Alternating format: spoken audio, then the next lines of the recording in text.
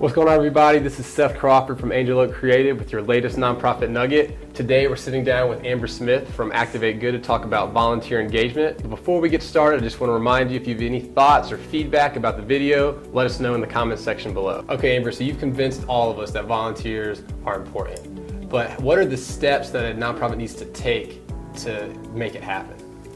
So kind of what I was saying about thinking about the outcomes. You want to wake up tomorrow, homelessness is gone, kids are graduating from high school, everything's wonderful.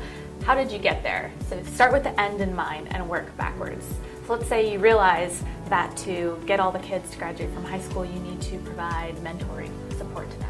Then you know that you can get the volunteers for that. But then you can think of what other roles volunteers might need to fill to help your organization stay running and everything like that. So it's all about starting with that end goal and working backwards to figure out what roles volunteers need to strategically fill in order to reach that end goal.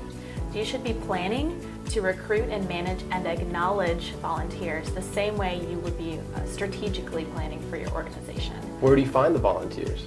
Well, I'm glad you asked.